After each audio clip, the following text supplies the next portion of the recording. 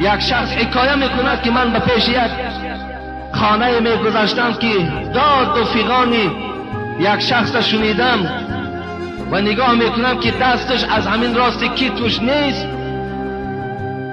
و آمدم از او پرسیدم این چی سبب است، چی داد میگویی؟ گفت بسیار یک کیسه عجیبه دارم برای تو بیان میکنم، در صحیفه های تاریخ بنویس تا که برای آینده ها درس شود.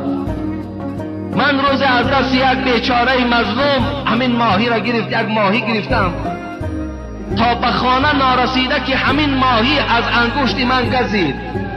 تا خانه رفتم سوز و گداز این انگشت قد نمیشد. نزد طبیب آمدم، گفتن حتمی این انگشت بریدن در کار. انگشت بریدم، از بین یکان ساعتی گذشت که درد به سوی دست‌ها آمد. باز نزد طبیب آمدم، گفت بنده خدا، گفت تا دستت اگر از آرنج بریده نشود این درد از وجود تو گم نمی شود. آمد میگوید دستم از آرنجش بریدن، باز این درد عالی تا حال دور نشده که درد به سوی شانه آمد. طبیب گفت برادر عزیز دست از شانه بریدن در کار. تا حال از شانه میبرن لیکن تمام بدن من میسوزد. این به خاطر چی بود؟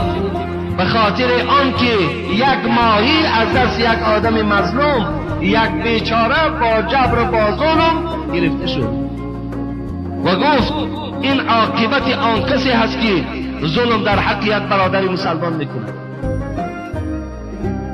یا شمس الدین ذهبی میگوید وقتی که صحابه پیغمبر از دست بیدین های مکه مکرمه به حبشیستان هجرت کردند و بعد وقتی از اونجا گشته و به نزد رسول الله آمدن، رسول الله پرسید کنی حبشیستان برای من حکایه کنید چی ها دیدین؟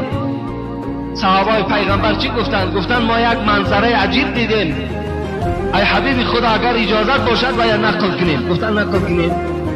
گفتند منظره عجیب این است که روز یک زن بالای سر کوزه داشت که کوزه پر از آب بود. وقتی با کوچه میگذشت به ناگاه یک جوان آمد و از دست این زن داشت و دست او را تاب داد به سوی قفا و یک ضرب دیگر در کوزه این زن زد و کوزه در زمین زد. این زن در جواب این مرد چی گفت؟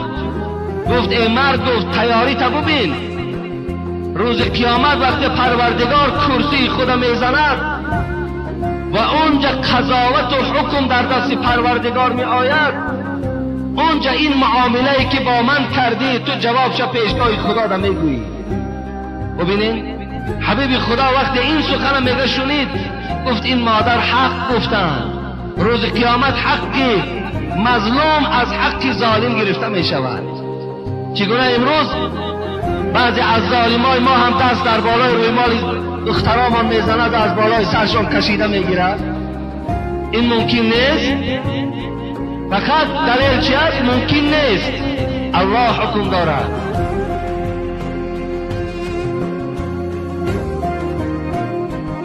در صنف 9 و 10 اگر حامله دار شود ممکن است.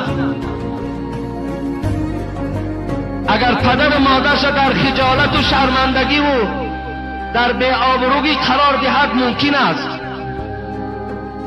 اگر تمام بدن او را چه اهل مکتب چه اهل کوچه تماشا کند ممکن است.